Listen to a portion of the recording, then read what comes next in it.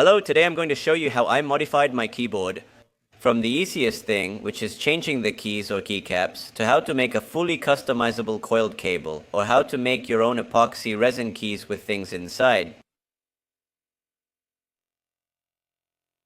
Starting from the basics, we can use any keyboard, there are no limitations there. My keyboard was a Corsair Strafe. It's a really good keyboard since I've had it for many years and it still works perfectly. I didn't want to switch it for those 60% keyboards that are popular now. Because honestly, I used the entire keyboard and I wanted it to remain 100% functional.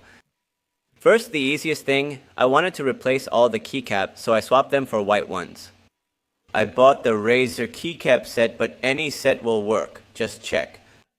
Is that your keyboard has cross-shaped switches, also known as cherry switches. The kit comes with a keycap removal tool that you insert to take the keys off. Then it's just a matter of putting the new keycaps in place, and that's it. If you use keycaps from another brand or a different layout like I did, it's possible that not all of them will be there. So for the ones I was missing, I just put another one, like for example on the Enya key. I remember where the keys are by heart, so it doesn't matter. The only one that didn't fit, the one that wasn't the same size as my keyboard, was the space bar. So what I did was just take the black space bar, the one I had before, I sanded it down to make it nice and smooth, and I painted it with white spray paint. I put it in place and it fit perfectly, just like the other keys. That's how it turned out. I also wanted to change the cable. The cable on this keyboard was huge and very stiff. Besides being pretty ugly, it had yellow details. Honestly, I didn't like it. I took apart my keyboard until I could remove the entire printed circuit board with the keys. We need to see where the USB cable goes in and where it leads to. Once we check this, we cut the input cable and get the new one ready. We're going to need a regular USB cable. You can use the same cable the keyboard had, but I decided to use a new one. We're going to cut off the connector at the end of the USB cable and expose the 4 wires inside. Now we're going to put on the cable cover or snakeskin. I decided to use a white one, but they come in many colors.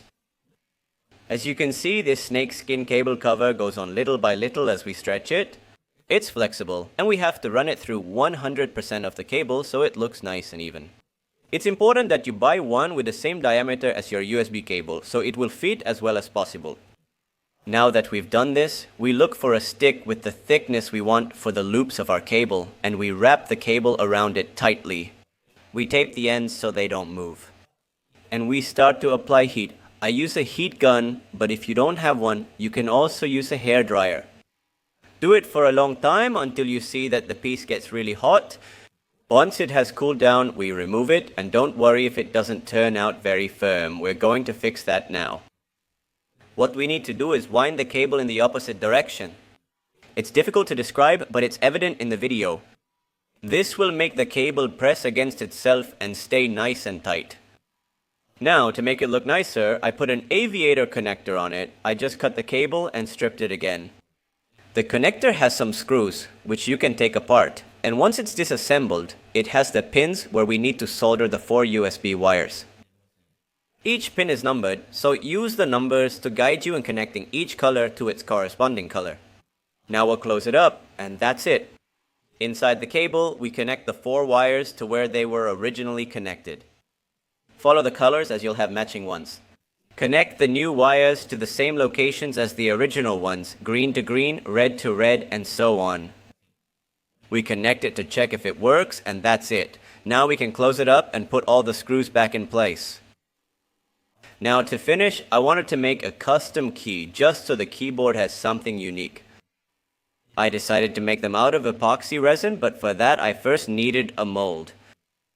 Using silicone rubber, what I did was take out the key from the keyboard that I wanted to copy and mix the rubber with its catalyst. Check the manufacturer's instructions as they differ.